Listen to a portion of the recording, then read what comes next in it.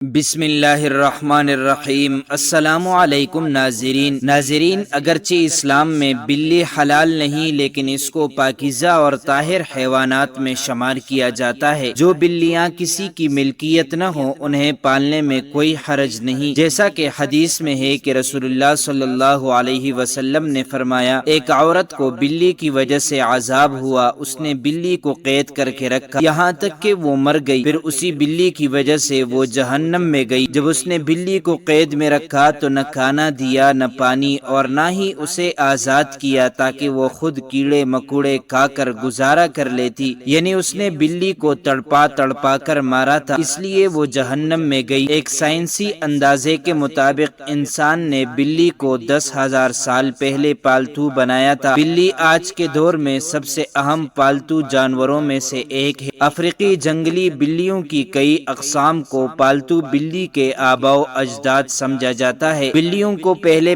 شاید اس وجہ سے سدایا گیا کہ یہ چوہے کھاتی تھی، اور اکثر اوقات جہاں اناج محفوظ کیا جاتا وہاں انہیں پالا جاتا تھا، لیکن بعد ازاں ان کو انسان کے دوست اور پالتو جانور کے طور پر بھی پالا جانے لگا۔ بلیوں کے جسم پر لمبے یا چھوٹے بال ہوتے ہیں جن کی بنیاد پر ان کی اقسام اور نسلوں کا تعین کیا جاتا ہے۔ آئیے آپ کو وہ حدیث بتاتے ہیں جس میں بلی کے متعلق ذکر کیا گیا ہے، لیکن اس سے پہلے آپ سے درخواست ہے کہ اگر آپ نے ابھی تک ہمارے چینل کو سبسکرائب نہیں کیا ہے تو جلدی سے سبسکرائب کر کے بیل آئیکن کو بھی پریس کیجیے۔ ناظرین مکرم، روایات سے یہ بات ثابت ہوتی ہے کہ بلی اگر کھانے میں کچھ کھا جائے یا پانی پی جائے تو وہ پلید اور نجس نہیں ہوتا، کیونکہ حدیث مبارکہ ہے، ایک عورت نے حضرت عائشہ رضی اللہ عنہا کو ہریسہ بھیجا تو وہ نماز پڑھ رہی تھی، اس عورت نے ہریسہ وہیں رکھ دیا تو بلی آئی اور آ کر اس میں سے کھا گئی۔ حضرت عائشہ رضی اللہ عنہا نے نماز کے بعد اسی جگہ سے ہریسہ کھایا جہاں سے بلی نے کھایا تھا، اور فرمایا، لا شبہ رسول اکرم صلی اللہ علیہ وسلم کا فرمان ہے، یہ بلی پلید اور نجس نہیں بلکہ یہ تو تم پر آنے جانے والیاں ہیں۔ حضرت عائشہ رضی اللہ عنہا بیان کرتی ہے، میں نے رسول اکرم صلی اللہ علیہ وسلم کو بلی کے بچے ہوئے پانی سے وضو کرتے ہوئے دیکھا ہے۔ ناظرین مکرم، جہاں تک گھر میں بلی پالنے کا سوال ہے تو فقہاء کا کہنا ہے گھر میں بلی پالی جا سکتی ہے، ایسا کرنے میں کوئی حرج نہیں، کیونکہ بلی نہ ہی موذی جانور ہے اور نہ ہی نجس۔ ہر شخص کو معلوم ہے کہ اس میں کوئی نقصان نہیں، بلکہ بلی گھر میں رکھنا فائدہ مند ہے۔ گھر میں پیدا ہونے والے کیڑے مکوڑے اور چوہے وغیرہ کھا جاتی ہے۔ ماہرین کے مطابق بلی کے پیار میں اللہ نے ڈپریشن کے مرض کا علاج رکھا ہے۔ اس کے بالوں میں خاص قسم کے بیکٹیریا پائے جاتے ہیں، انسانی جسم میں ڈپریشن کو کم کرنے میں مدد دیتے ہیں۔ چنانچہ پالتو بلی کو اپنے ساتھ لپٹا کر بٹھایا اور سلایا جائے، یہ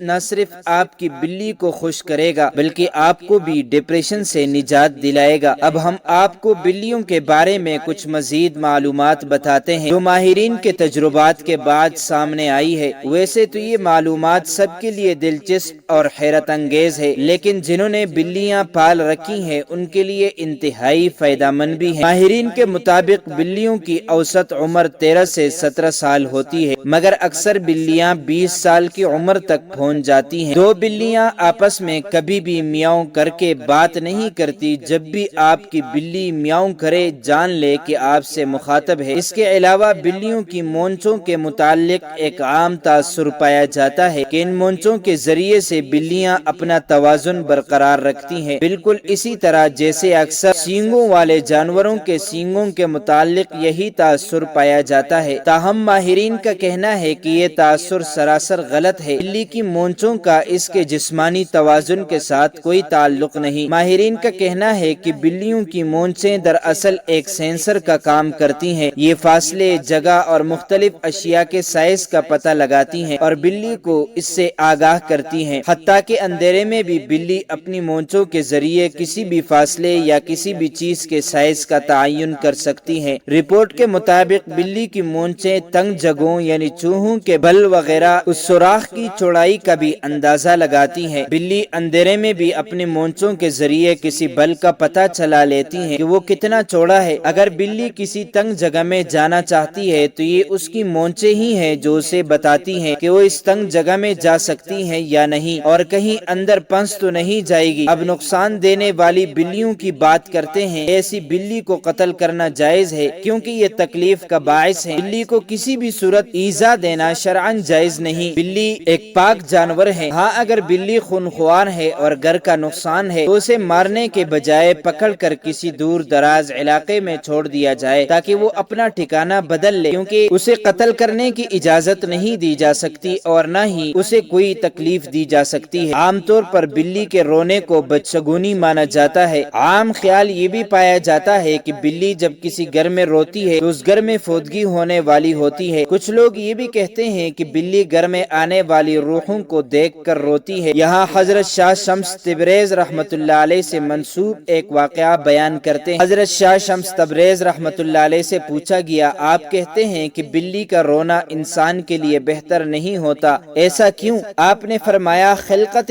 آدم سے لاکھوں سال پہلے جب زمین پر جنات رہتے تھے، کچھ مخلوقات سے جنات نفرت کرتے تھے تو کچھ سے پیار۔ ویسے ہی جنات کا راجا عزازیل، جس کی ایک بیوی تھی جس کا نام کبیرہ تھا، وہ بلیوں سے پیار کرتی تھی اور اس کے آس پاس بلیاں ہوا کرتی تھی، اور یوں جنات اور یہ بلیاں ساتھ ساتھ رہنے لگی، پیار کرنے لگی۔ بلیوں کی جتنی بھی نسل زمین پر موجود تھی، اسے کوئی تکلیف ہوتی تو اس کا بدلہ جنات لیا کرتے تھے، لیکن جب اللہ نے جنات کی طاقت کو محدود کیا، ان کے لیے صرف رات کو رکھ دیا، تو یہ سلسلہ جانوروں اور جنات کا ٹوٹ گیا۔ لیکن کبیرہ نے کہا، اے میرے اللہ، ہمیں اتنا تنہا نہ کر، ہمیں اتنا اکیلا نہ کر۔ تو کچھ جانوروں کو یہ طاقت دی گئی کہ وہ جنات سے بات کر سکیں اور انہیں دیکھ سکیں۔ ان جانوروں میں بلیاں بھی شامل ہیں۔ اصل میں جنات کے ایام جو وہ زمین پر بسر کرتے ہیں، انسان سے 7 دن آگے ہوتے ہیں۔ جو زمین پر ہوتا ہے وہ 7 دن پہلے جنات دیکھ چکے ہوتے ہیں۔ تبھی جب کوئی مرنے والا ہوتا ہے، جس گھر میں انتقال ہوتا ہے، وہاں جو فرشتے آتے ہیں، اللہ نے بلی کی آنکھ کو یہ طاقت بخشی ہے کہ وہ جنات کو دیکھ سکے اور فرشتہ موت کو دیکھ سکے، تو وہ درد بری آواز میں رونے لگتی ہیں، یہ بتانے لگتی ہے، اے انسان، یہ زندگی جسے تو ہمیشہ کے لیے سمجھتا ہے، جیسے یہ آج مرنے والا ہے ویسے ہی سب مر جائیں گے، اپنے اعمال بہتر کرو۔ تو لوگوں نے کہا، اے اللہ کے ولی، اگر ہمارے گھر کے آس پاس کوئی بلی روئے تو ہم کیا کریں؟ تو شاہ شمس تبریز رحمت اللہ علیہ نے کہا، تم حسب توفیق صدقہ کیا کرو اور 27 مرتبہ چاروں قل کا ورد کر کے اللہ سے دعا مانگا کرو، اللہ ہر پریشانی سے تمہیں محفوظ رکھے گا۔ اللہ سے دعا ہے کہ وہ ہمیں تمام برائیوں سے دور رکھ کر نیک اعمال کرنے کی توفیق عطا فرمائے اور ہمیں نبی مکرم صلی اللہ علیہ وسلم سے سچی اور پکی محبت نصیب فرمائے، آمین۔ معزز ناظرین، امید کرتا ہوں آپ کو یہ ویڈیو اچھی لگی ہوگی۔ مزید معلومات کے لیے ہمارے چینل کو سبسکرائب کیجیے۔ اگر زندگی کے لمحات مزید باقی رہے تو آپ کے لیے ایک اور بہترین ویڈیو لے کر حاضر ہوں گا۔ تب تک کے لیے اللہ حافظ۔